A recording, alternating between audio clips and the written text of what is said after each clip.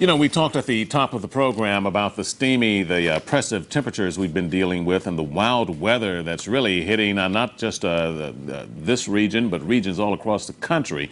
And while the rising temperatures can be very dangerous, there are some ways that we can beat this heat and that we can stay safe while we do it.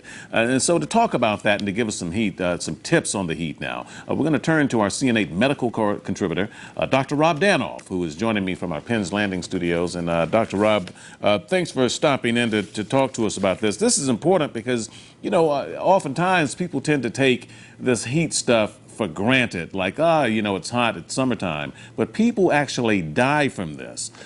So talk to us about heat sickness and what we need to know about that. Well, Arthur, you hit it right. You know, a lot of times people think, oh, I'm in great shape, I'm invincible, this is nothing. But we're in a double whammy in the Northeast. It's the double H's, the heat and humidity. And the humidity makes it really hard for us to perspire.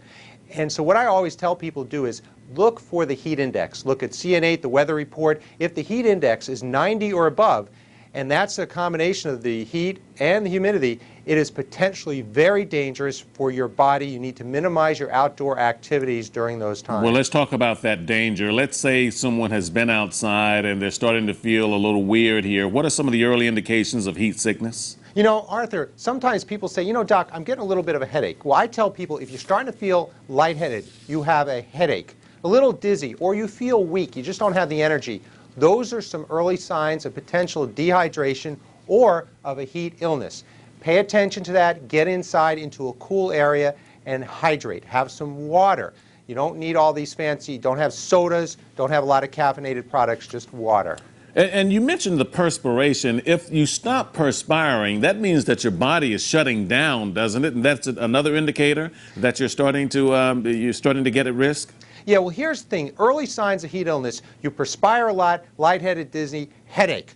Now, if all of a sudden it's hot and you stop perspiring, your skin is warm, but you stop sweating, you breathe fast heart rate, that is a danger sign. You may be developing heat stroke. So if you stop sweating in a hot time... Heat stroke is very serious. Heat stroke can kill, and people do die from heat stroke. That's why we don't want to mess with it. And you know, Arthur, there are certain medications, even over-the-counter medications, herbal supplements, that prevent people from sweating correctly. So we always check with your doctor and pharmacist, do my medications make me more susceptible to a heat-related illness, and then take extra precautions. Well, Dr. Rob, this isn't the first time we've done stories on hot weather. It won't be the last. And we always talk about who is most at risk here, the very young and the very old. Talk to me about the people most at risk. You know, Arthur, the very young, people who are older, also people with certain medical conditions, whether it's diabetes, heart disease, breathing problems, low blood count, you're at higher risk, so you really need to take precautions, stay in a cool area. Also, it's very important that you hydrate. I tell people in this area, weigh yourself in the morning, weigh yourself at night. If you are losing weight during the day, that's probably water weight and you're getting dehydrated. Also, don't wait until you're thirsty. When you're thirsty, you're already about 10 to 15% dehydrated. Drink fluids periodically throughout the day. And the other thing is, Arthur, fruits. A lot of fruits are high in water content. That's why Mom Nature made them available for this time of year. So have water-dense fruits that will help keep you hydrated. Water-dense fruits, and we're looking at some, you're talking strawberries, grapes, watermelon, any of the summer fruits right now would just about do the trick, right? Oh, apples, cantaloupes, watermelon, it's great. Honeydew, yes, that will help.